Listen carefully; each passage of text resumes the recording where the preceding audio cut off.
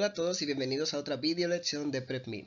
En este video vamos a hablar sobre la amiloidosis, que es un tema de extrema relevancia clínica, también de cara a la competencia, considerando tanto los recientes avances en el campo diagnóstico y terapéutico como la naturaleza interna de estas patologías, que involucran tanto al hematólogo como al cardiólogo, neurólogo y el nefrólogo. Las amiloidosis constituyen un grupo heterogéneo de enfermedades unidas por el depósito extracelular de proteínas mal plegadas que se agregan en fibrillas de proteínas insolubles. Estas fibrillas muestran la característica birrefringéntica de verde o amarillo-verde con un microscopio de luz polarizada después de teñirlas con rojo Congo. El primer uso de este término, que es amiloide ya en este caso, en relación con la fisiopatología humana, se atribuye al médico y fisiólogo alemán Rudolf Virchow. Y Virchow observó agregados macroscópicos en la materia gris cerebral de sujetos con demencia y concluyó que estas estructuras tenían la misma composición que la celulosa y las denominó amilacea. El término deriva del latín amilum, que significa almidón. En la primera mitad del siglo XIX quedó claro que estaban formados por proteínas y en 1922 se descubrió la tinción de el rojo Congo, que une la sustancia amiloide, la congofilia con esta, que es ya la birrefringencia manzana verde, se convirtió en el primer criterio que sigue siendo importante hoy en día para el diagnóstico de la amiloidosis. A partir de la década de 1950, la llegada de la microscopía electrónica permitió caracterizar las acumulaciones de fibras amiloides desde un punto de vista ultraestructural. Además, se identificó un número cada vez mayor de proteínas como posibles precursoras de los depósitos de esta sustancia amiloide. Los avances más recientes se refieren a la introducción de nuevas técnicas de diagnóstico y a la identificación de terapias capaces de actuar sobre etapas específicas de la cascada amiloidogénica, como por ejemplo en el caso de la transtiretina, su síntesis o la disociación de sus tetrámeros. Un artículo publicado en el NEJM que informa datos de 11.000 pacientes. También aquí se recibió el diagnóstico de amiloidosis en el periodo comprendido entre 1987 y octubre del 2019. La amiloidosis sistémica de cadenas ligeras, AL, siguió siendo el tipo más común y representó el 55% de todos los casos. Los cambios más notables que observamos fueron la disminución de los casos de amiloidosis sistémica por amiloide A, que es AA, y es una complicación de la inflamación persistente, y en el 13% de todos los casos de amiloidosis diagnosticados antes del 2010 y el 3% en el 2016-2019. Y el aumento de casos de amiloidosis adquirida tardía asociada a la transtiretina de tipo salvaje, que eso ya es ATTRWT. La incidencia de amiloidosis aumentó en menos de 3% de todos los casos en el periodo de 1987 al 2009 y al 14% en el periodo del 2010-2015 y al 25% en los últimos 4 años. Esta incidencia creciente refleja una conciencia cada vez mayor sobre la amiloidosis y en particular refleja el conocimiento del papel de las imágenes cardíacas para el diagnóstico, como la resonancia magnética cardíaca y la gamografía ósea. Independientemente de la proteína precursora, el mecanismo fisiopatológico común para todas las formas de amiloidosis está representado por el depósito tisular de fibrillas insolubles formadas por agregados de proteínas mal plegadas. Los siguientes estados conformacionales adoptados por las proteínas implican una serie compleja de equilibrios cuya cinética y termodinámica están determinadas por secuencias de aminoácidos, interacciones con chaperonas moleculares también, procesos de degradación y otros sofisticados mecanismos de control de calidad, Cuando estos sistemas de control de plegamiento se ven comprometidos, pues se genera un plegamiento anómalo de proteínas que conduce a un cambio conformacional en una estructura secundaria de lámina beta, debido a que la proteína se vuelve hidrófoba, insoluble y resistente a la degradación. Pero veamos qué mecanismos se supone que subyacen al proceso amiloidogénico.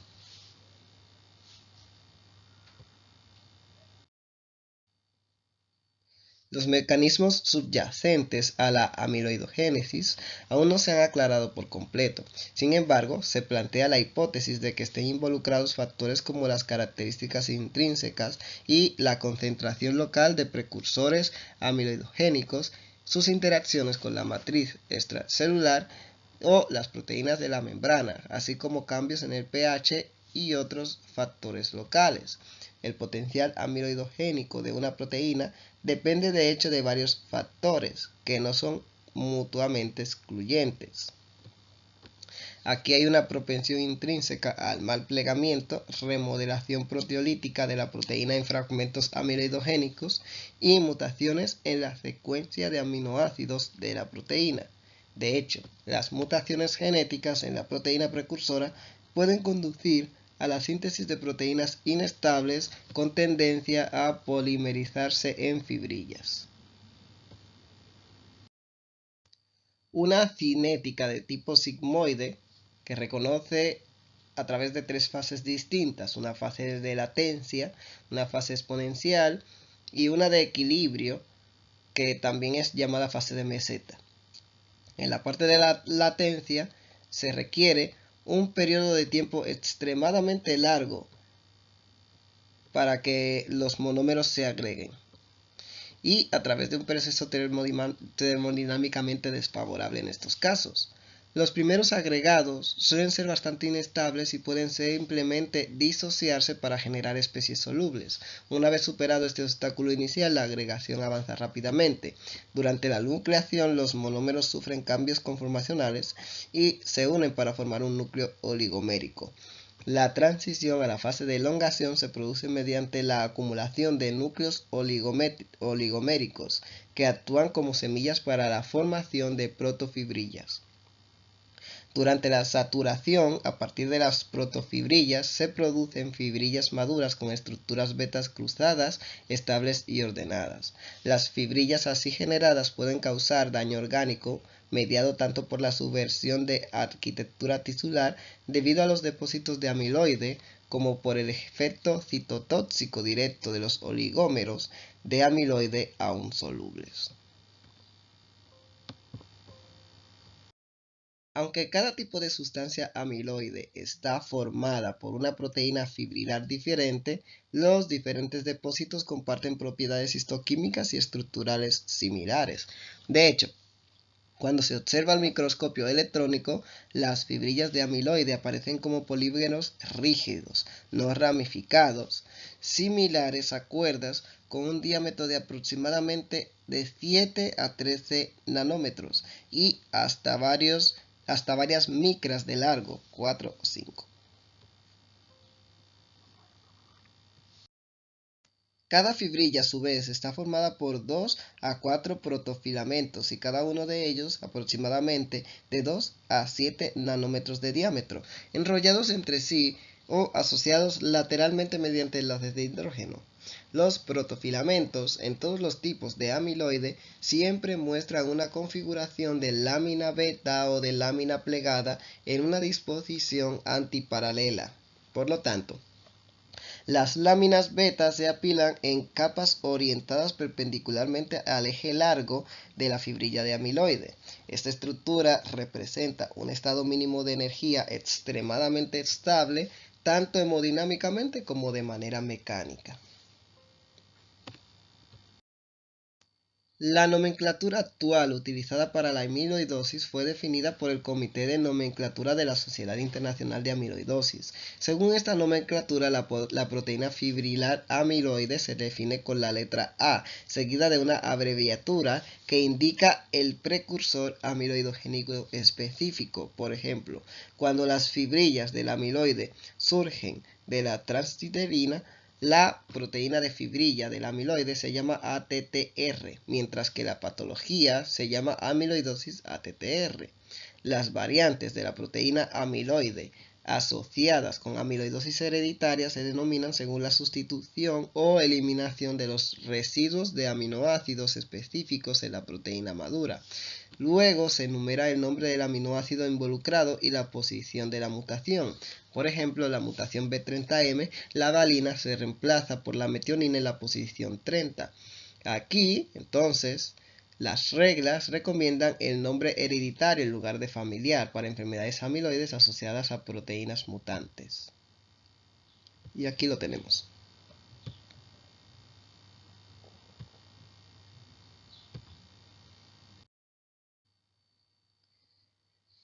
La nomenclatura actual utilizada para las amiloidosis fue definida por el Comité de Nomenclatura de la Sociedad Internacional de Amiloidosis.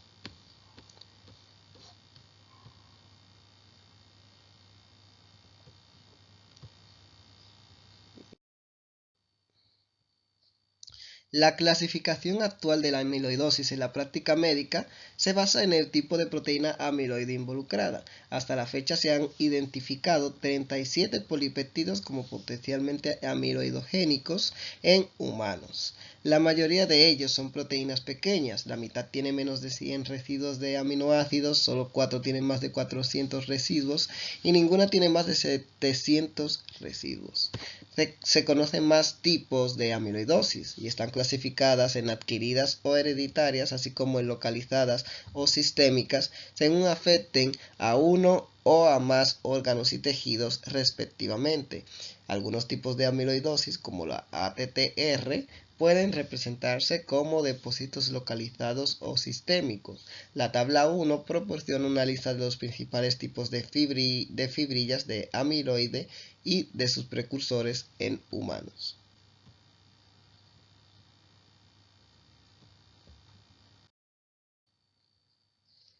Entre las formas sistémicas, la amiloidosis de cadena ligera de inmunoglobulina, que es AL, se considera la forma más frecuente de amiloidosis. Esta amiloidosis se caracteriza por una producción clonal de células plasmáticas de cadenas ligeras con una conformación inestable, y no todas las cadenas ligeras son de hecho amiloidogénicas. Y esto determina la agregación de cadenas mal plegadas en protofibrillas. La epidemiología de la amiloidosis AL no está clara, dada que hay una falta de casos sobre las muestras grandes. Un estudio basado en el proyecto del condado de Olmsted, realizado en Minnesota, en Estados Unidos, reportó una incidencia normalizada por sexo y edad de 8,9 casos por millón de habitantes por año en el periodo de 1950 a 1989. El único otro estudio poblacional sobre el tema se llevó a cabo en la región de Limousin, que es en Francia, y es de 2012 a 2016. Reportó resultados similares a los obtenidos en Minnesota 2. Se sabe que la incidencia aumenta con la edad, duplicándose después de los 65 años, con una edad promedio en el momento del diagnóstico de 63 años y un ligero predominio masculino, que es del 55%. Hay dos factores de riesgo importantes para la amiloidosis AL: la presencia de gammapatía monoclonal y ciertos polimorfismos de un solo nucleótido. Y en pacientes con GMS, que es monoclonal gammapatía, que es la misma, el riesgo a desarrollar amiloidosis AL es 8,8 veces mayor que en la población general, especialmente en los casos relacionados con la producción de IgM. En los pacientes diagnosticados con mieloma múltiple, aproximadamente del 10 al 15 tiene amiloidosis clínicamente evidente, mientras que el 30-40% tiene amiloidosis silenciosa. El otro factor de riesgo mencionado es su tipo particular de PNS, y de hecho, en un estudio de asociación en todo el genoma, en una cohorte de 1.229 pacientes con amiloidosis AL, se identificaron 10 locis asociados con la patología.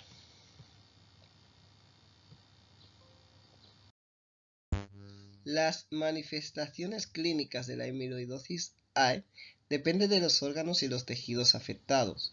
Los más frecuentemente afectados son el corazón y el riñón. El tipo de órgano implicado también puede depender de la cadena ligera implicada o de la anomalía genética que subyace la inestabilidad de la proteína. Por ejemplo, la variante IGL-B657 puede presentar afectación renal, mientras que la IGLB144 se manifiesta con mayor frecuencia en la afectación cardíaca. La afectación cardíaca, el cuadro clínico aquí, suele ser de insuficiencia cardíaca con una fracción de eyección conservada, y en este caso el depósito de las fibrillas provoca un aumento del espesor de la pared, con rigidez y un aumento de las presiones de llenado. En el caso de la amiloidosis AL, la rapidez del depósito de amiloide a nivel cardíaco suele ser mayor que en otras formas de amiloidosis, y esto justifica la mayor gravedad clínica y pronóstica. Y en las formas más graves, los síntomas relacionados con la afección cardíaca son por lo tanto atribuibles a una descompensación sistólica y con disnea de esfuerzo, ortopnea, bendopnea o síntomas relacionados con una afectación frecuente del ventrículo derecho, con hipoxemia, anorexia y adinamia astenia. Entonces, el segundo órgano diana, el riñón, que seguido de una afectación gastrointestinal y hepática con una alteración de la coagulación. A su vez, en el sistema nervioso periférico suele estar afectado a menudo con disautomía, y los tejidos blandos también pueden verse afectados. Una paraproteína o gammapatía monoclonal mediante electroforesis estándar en aproximadamente el 50% de los pacientes con una amiloidosis AL. Sin embargo, un patrón electroforético negativo no excluye completamente el diagnóstico de amiloidosis AL. Por lo tanto, siempre es necesario realizar una inmunofijación sérica y urinaria, y sin embargo la inmunofijación también puede ser negativa en aproximadamente el 20% de los casos. Por este motivo también se recomienda una búsqueda directa de cadenas ligeras libres, FLC, y en este caso se buscan epítopos de las cadenas ligeras normalmente ocultos debido a la unión de cadenas pesadas. La elevación de las cadenas capa lambda en presencia de la relación capa lambda alterada está presente en el 98% de los pacientes con una amiloidosis AL, incluidos los pacientes en los que se puede identificar una inmunoglobulina monoclonal con los métodos estándar. Para realizar un diagnóstico de amiloidosis, la confirmación histológica es fundamental y cuando sea posible debe involucrar al órgano afectado. Las biopsias renales, miokárdicas o hepáticas no siempre son necesarias, ya que son costosas, son invasivas y tienen un riesgo potencial de complicaciones para el paciente. El diagnóstico precoz es fundamental, ya que el pronóstico de la enfermedad, si no se instauran terapias hematológicas tempranamente, puede ser malo, con una medida de supervivencia de 3 a 6 meses. Y en realidad se estima que aproximadamente el 40% de los pacientes llegan tarde al diagnóstico, incluso después de un año desde el inicio de los síntomas. Se encuentran en la condición de haber desarrollado ya complicaciones cardíacas y renales, y a menudo ocurren a los pocos meses del inicio de la enfermedad. Por el contrario, en ausencia de la afectación cardiorrenal, la esperanza de vida puede ser de varios años, y esto queda perfectamente resumido en la curva de Kaplan-Meier que os cuento a la izquierda. Y se trata de un estudio prospectivo en el que se siguió durante años a 868 pacientes con una amiloidosis AL en el centro de Pavía. La estratificación pronóstica también es esencial para calibrar el enfoque terapéutico en función del riesgo o beneficio de cada paciente, teniendo en cuenta la probabilidad de respuesta y fragilidad individual.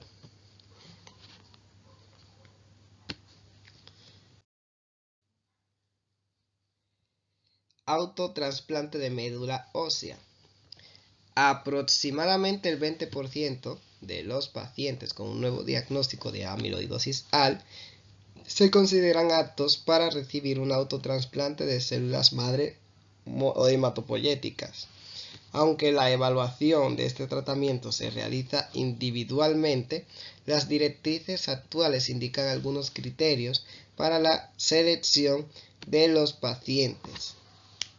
En particular, la edad menor de 70 años, filtrado glomerular mayor de 40 y niveles de troponina de menos de 0,06 microgramos sobre litro. Presión arterial sistólica mayor de 100 milímetros de mercurio y un valor en escala de Karnofsky, índice multiparamétrico de autonomía y calidad de vida. Entonces, para el trasplante normalmente se utilizan dosis altas de melphalan, que es un agente alquilante 20-24. En pacientes con otras comorbilidades o esencialmente pacientes de edad avanzada, se puede utilizar una dosis reducida del mismo. El objetivo del trasplante en estos casos es consolidar la respuesta a la terapia de inducción, reducir la carga orgánica y mejorar la calidad de vida.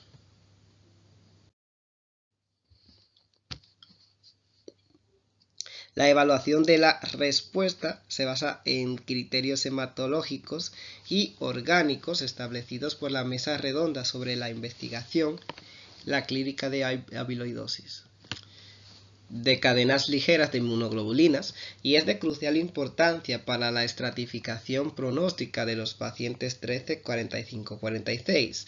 La respuesta hematológica se puede evaluar mediante la diferencia entre las cadenas ligeras libres circulantes involucradas y no involucradas en el proceso amiloidogénico.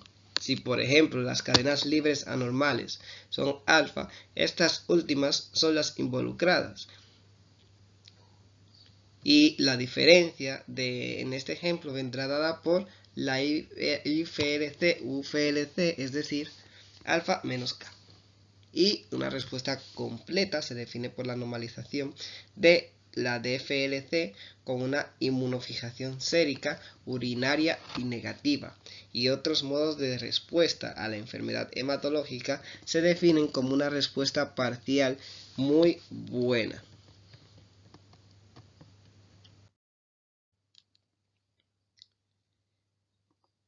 Entonces, aproximadamente el 20% de los pacientes con un nuevo diagnóstico de amiloidosis AL se consideran aptos para recibir un autotrasplante de células madre hematopoyéticas. Aunque la evaluación de este tratamiento se realiza individualmente, las directrices actuales indican algunos criterios para la selección de pacientes, en particular la edad menor de 70 años, filtrado glomerular mayor de 40, niveles de troponina menores de 0,06 y la presión arterial sistólica con un valor de escala de Karnofsky, un índice multiparamétrico de autonomía y de calidad de vida. Entonces, no dependencia de oxigenoterapia, afectación de no más de 2 órganos y ausencia de derrame cerebral significativo. Para la terapia de inducción se utiliza bortezomib, un inhibidor de la proteasa de primera gestación que se utiliza en la mayoría de los protocolos de asociación entre el esteroide con la adición de ciclofosfamida. Y aquí entonces tenemos una tabla de amiloidosis.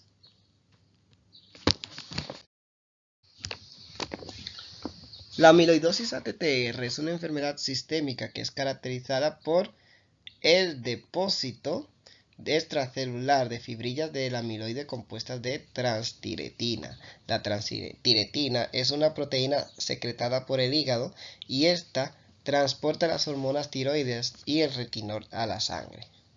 La amiloidosis ATTR se divide en dos formas principales, dependiendo de si el TTR está mutado o no. Está la amiloidosis hereditaria, que es una ATTR pero con una V para diferenciarla. Y esta es una enfermedad hereditaria autosómica dominante que es causada por mutaciones en el gen TTR, como acabamos de decir, y estos aumentan sus propiedades amiloidogénicas. Hasta la fecha existen 135 mutaciones descritas en la literatura del gen TTR. La amiloidosis sistémica senil es caracterizada ya por la capacidad intrínseca de la TTR de tipo salvaje para agregarse en fibrillas de amiloide patógenas.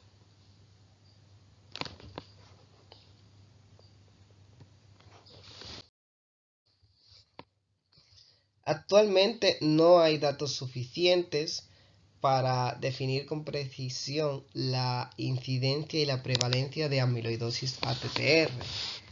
La prevalencia estimada es que los hombres afectados de media son 8 veces más que las mujeres, aunque pueden presentar hasta el 20% de los casos. La epidemiología de la amiloidosis ATTR es particularmente difícil de definir debido a que hay varias variaciones geográficas en términos de mutaciones y prevalencia, así como la manifestación fenotípica y la edad de aparición de estos mismos.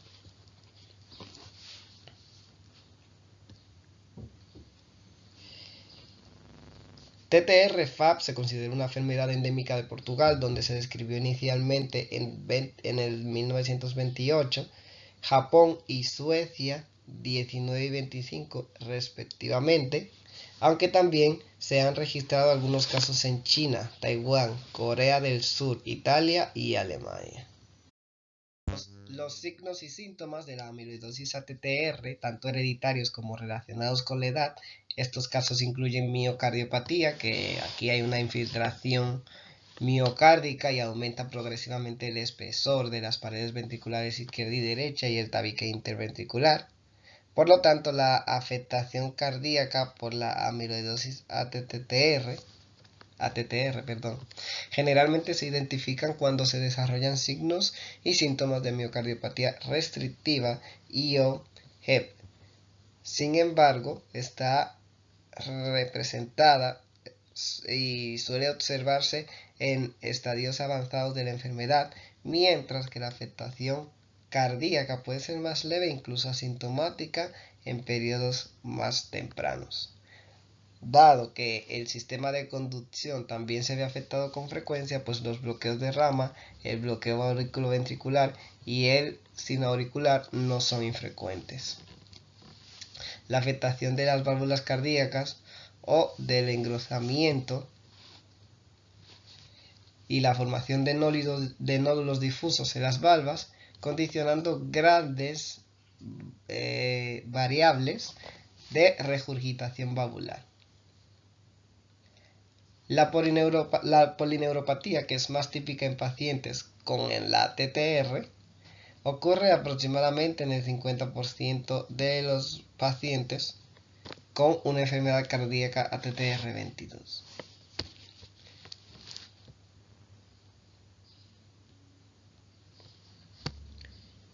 Y aquí tenemos la neuropatía periférica, sensitiva y motora. Tenemos también, aparte de esa, la neuropatía autónoma, cuyas manifestaciones son múltiples, como anhidrosis, impotencia sexual, trastornos de la motilidad intestinal, etc. El síndrome de túnel carpiano, que está causado por el depósito de amiloide en el tejido sinovial y es observable aproximadamente en la mitad de pacientes. Rupturas tendinosas espontáneas, si se han presentado estas rupturas, del tendón, por ejemplo, del músculo del supraespinoso y de la cabeza larga del tríceps. Y estenosis del canal medular. Esto también está asociado con depósitos de ATTR en el contexto del ligamento amarillo.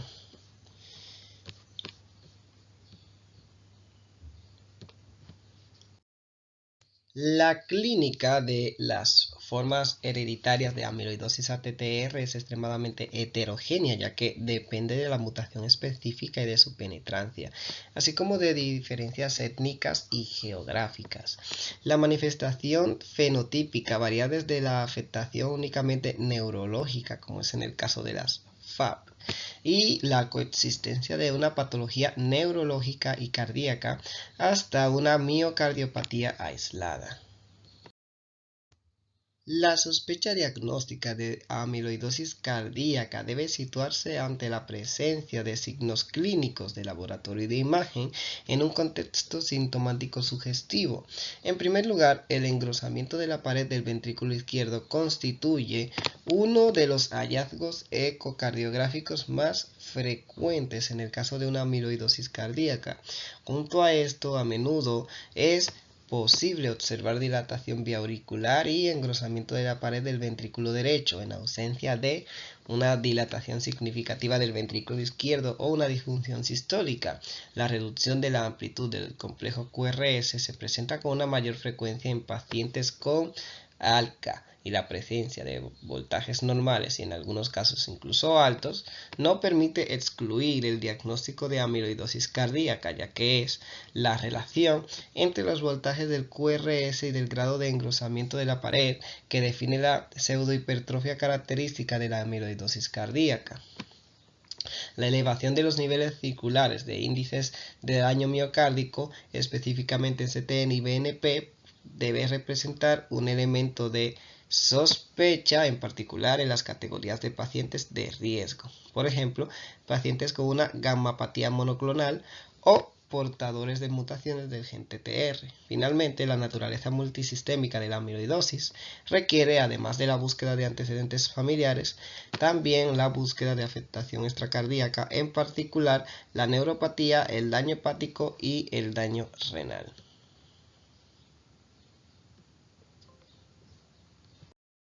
La sospecha diagnóstica de amiloidosis cardíaca debe situarse ante la presencia de signos clínicos de laboratorio y de imagen en un contexto sintomático sugestivo. En primer lugar, el engrosamiento de la pared del ventrículo izquierdo constituye uno de los hallazgos ecocardiográficos más frecuentes en el caso de una amiloidosis cardíaca. Además de esto, a menudo es posible observar una dilatación vía auricular y un engrosamiento de la pared del ventrículo derecho en ausencia de dilatación significativa o una disfunción sistólica del ventrículo izquierdo. La reducción de la amplitud de los complejos QRS se presenta con una mayor frecuencia en pacientes con un ALK y la presencia de voltajes normales y en algunos casos incluso altos no permite excluir el diagnóstico de una amiloidosis cardíaca, ya que es la relación entre los voltajes del QRS y del rango de engrosamiento de la pared lo que define la pseudohipertrofia característica de la amiloidosis cardíaca. La elevación de los niveles circulantes de índices del daño miocárdico, específicamente un CTN y un BNP, debe representar un elemento de sospecha, en particular en las categorías de pacientes de riesgo. Y finalmente, la naturaleza multisistémica de la amiloidosis requiere, además de la búsqueda de antecedentes familiares, también la búsqueda de una afectación extracardíaca, en particular una neuropatía y un daño hepático y renal. Una vez que se ha levantado la sospecha en base a estas señales de alerta, el diagrama de flujo sugiere continuar con las investigaciones diagnósticas con una gammagrafía con unos marcadores de disfosfonato. Y en particular la captación miocárdica del trazador de la gammagrafía ósea se clasifica según la puntuación de Perugini en grado 0, a una ausencia de captación cardíaca del trazador, grado 1, captación leve del marcador cardíaco menor que la captación ósea, grado 2, captación moderada del trazador cardíaco igual a la captación ósea, y el grado 3 de alta captación de trazador cardíaco superior a la captación ósea. Aquí entonces la puntuación de Perugini da el grado 0 una ausencia de captación, 1 captación cardíaco, 2 captación cardíaco moderada, 3 alta captación.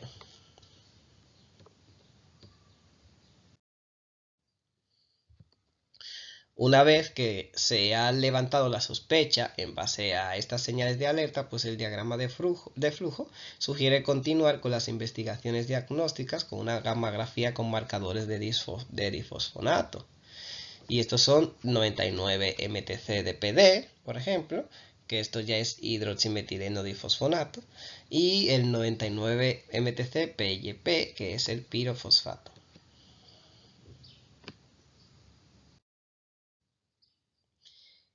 En particular, la captación miocárdica del trazador de la gammagrafía ósea se clasifica según la puntuación de Perugini en grado 0, grado 1, grado 2, grado 3. Ya lo habíamos visto anteriormente y aquí está el ejemplo. La sospecha diagnóstica de amiloidosis cardíaca pues debe situarse ante la presencia de signos clínicos de laboratorio y de imagen en un contexto sintomático sugestivo. En primer lugar, tenemos el engrosamiento de la pared del ventrículo izquierdo, constituye uno de los hallazgos ecocardiográficos más frecuentes en este caso. Además de esto, a menudo es posible observar la dilatación biauricular y engrosamiento de la pared del ventrículo derecho, en ausencia de la dilatación significativa o disfunción sistólica del ventrículo izquierdo. La reducción de la amplitud de los complejos QRS se presenta con mayor frecuencia en pacientes con ALCA. Pacientes con voltajes normales y en algunos casos incluso altos, no permite excluir el diagnóstico de amiloidosis cardíaca. Una vez que ya se ha levantado la sospecha ante estas señales de alerta, los marcadores. Y ahí vamos con los grados que habíamos hablado anteriormente.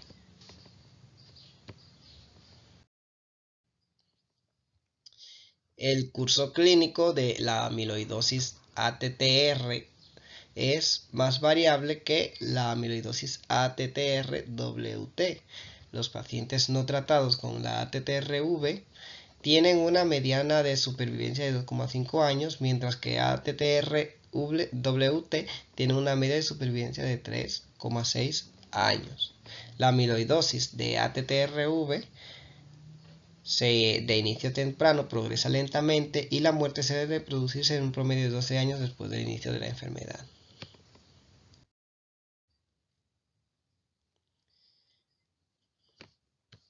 A lo largo de los años se han propuesto varias estrategias terapéuticas para el tratamiento de la ATTR, actuando en varios niveles de cascada amiloidogénica. Y estos enfoques incluyen el bloqueo de la producción de TTR, que es la estabilización del tetrámero del TTR, y la interrupción en la agregación de oligómeros y la degradación de fibrillas del amiloide en este caso. También un bloqueo de la producción de TTR, y aquí interviene un trasplante ortotópico de hígado, y fue el primer enfoque terapéutico propuesto para la amiloidosis ATTR en 1990. Y esto tiene un objetivo: eliminar la fuente principal de TTR mutada y provocar la prolongación de la supervivencia del paciente. Posteriormente se han realizado terapias génicas, en particular pequeños ARN de interferencia de oligonucleótidos. Y las terapias de primera generación incluyen inotersen, que es un ASO, y particiran, que es un ARN. Y el particiran es esto, y es encapsulado dentro de nanopartículas lipídicas, y estas se administran mediante una infusión intravenosa y se internalizan específicamente en los hepatocitos. Inotersen es un ASO que es capaz de inducir la degradación del ARN de TTR, tanto mutado como salvaje.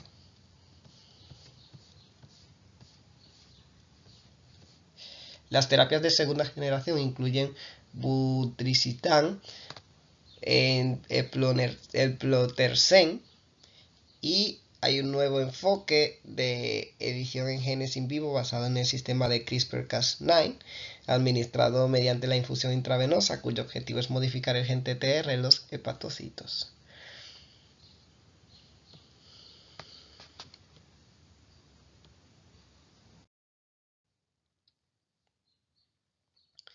El patisiran es una ARN-LIP que es encapsulado dentro de las nanopartículas lipídicas y estas se administran mediante una infusión intravenosa y son internalizados específicamente por los hepatocitos que habíamos mencionado. En el estudio de fase 3, Apolo, en el que participaron 225 pacientes con amiloidosis ATTR y polineuropatía, los tratados con patisiran mostraron una mejoría significativa en la neuropatía. Esto llevó a la aprobación del patisiran para el tratamiento de los adultos con una polineuropatía amiloide, tanto por parte de la Administración de Alimentos y Medicamentos como de la Comisión Europea. Inotersen es un ASO que es capaz de inducir la degradación del ARN mensajero de TTR. Los pacientes tratados con este toleraron bien el inotersen y mostraron una mejora significativa en su estado neurológico. Tafamidis es un fármaco que inhibe la disociación de los tetrámeros de TTR uniéndose en el sitio de unión de la tiroxina. Y en un estudio de fase 3 fueron aleatorizados en una proporción de 2:1:2 a terapia con tafamidis de 80 miligramos, de 20 o placebo durante 3 meses y se encontró que el tratamiento con tafamidis estaba asociado a una mortalidad por todas las causas más bajas en comparación con el placebo.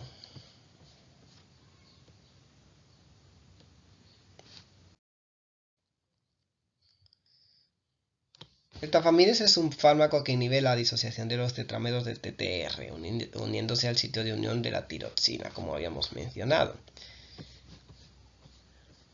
Tras estos hallazgos que mencionamos en el estudio de la diapositiva anterior, en mayo de 2019, el tafamidis se convirtió en el primer fármaco modificador de la enfermedad en obtener la aprobación de la FDA y más recientemente de la EMA para el tratamiento de pacientes adultos con amiloidosis cardíaca, ATTRV o WT. El AG10 es un fármaco administrado por vía oral que une y estabiliza el tetrámero de TTR117. Y este fármaco tiene una mayor afinidad por TTR que tafamidis y logra una estabilización casi completa del TTR en pacientes con ATTR.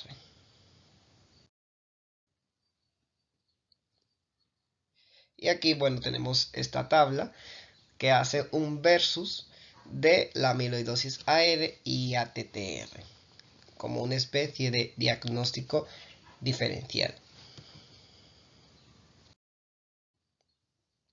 Tenemos otra tabla de amiloidosis.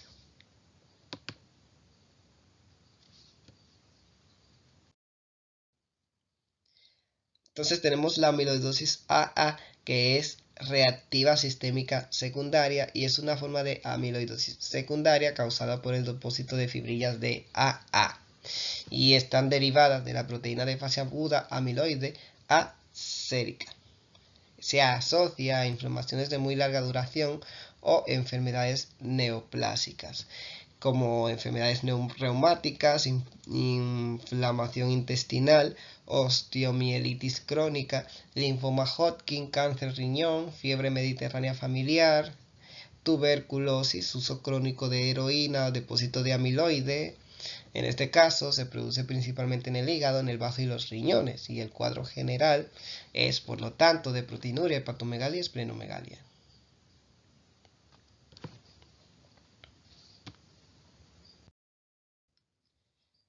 Entonces, la amiloidosis AFib, sea por fibrilación auricular, es una amiloidosis hereditaria poco frecuente de transmisión autosómica dominante con una afectación primaria en los riñones, caracterizadas por depósitos de amiloide de la cadena alfa del fibrinógeno A. Y estos están localizados principalmente en los glomérulos renales. Los signos clínicos incluyen hipertensión, uremia, síndrome nefrótico, que progresa lentamente hasta una enfermedad renal terminal, y es posible la afectación extrarrenal provocada por los depósitos de amiloide en el sistema nervioso, corazón, vísceras y vasos.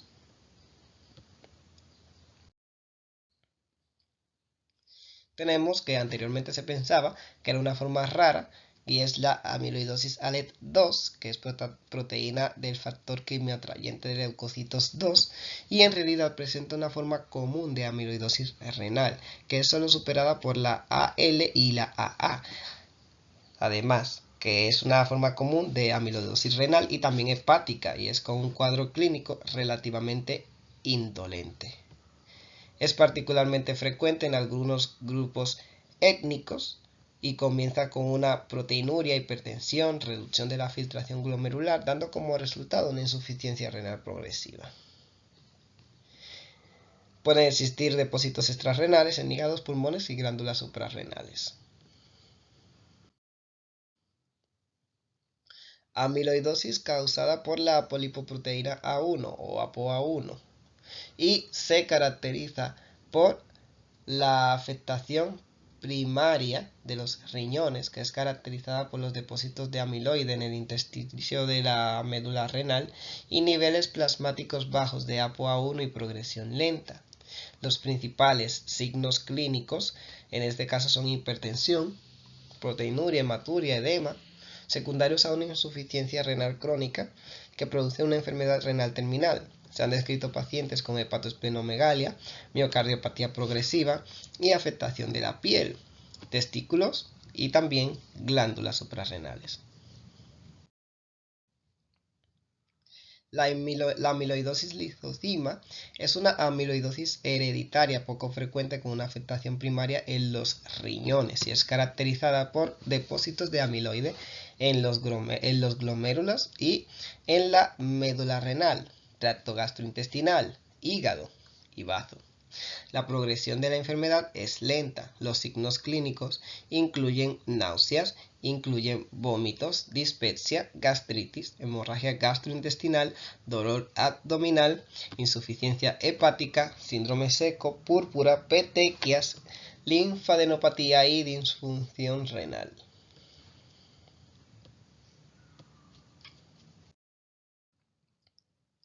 La amiloidosis en gelsolina es una amiloidosis sistémica poco frecuente que es caracterizada por la tríada de signos oculares, neurológicos y dermatológicos y es causada por un depósito de fibrillas de amiloide de gelsolina en estos tejidos. Los signos clínicos incluyen una distrofia corneal reticular, neuropatía craneal que afecta principalmente los nervios faciales, signos vulvares, cutis laxa, aumento de la fragilidad de la piel y más raramente la neuropatía periférica e insuficiencia renal.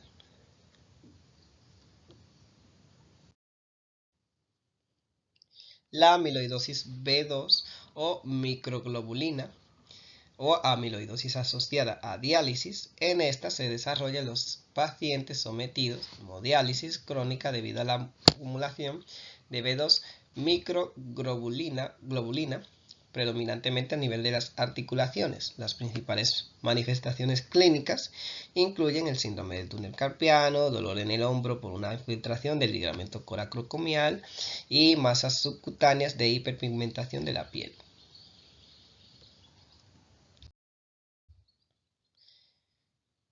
Y bueno, la amiloidosis son un conjunto heterogéneo de estas enfermedades que tienen un enfoque multidisciplinario. La amiloidosis AL y la amiloidosis ATTR son las más frecuentes y cada tipo de amiloidosis reconoce una proteína amiloidogénica diferente que se acumula a nivel de tejido provocando daño en los órganos. Los síntomas pueden ser tardíos e inespecíficos y el conocimiento es cada vez mayor en estas patologías y ha dado lugar a importantes resultados en el campo diagnóstico y terapéutico. También les recordamos que pueden responder los cuestionarios relacionados con el tema en nuestro sitio web y en las aplicaciones para Android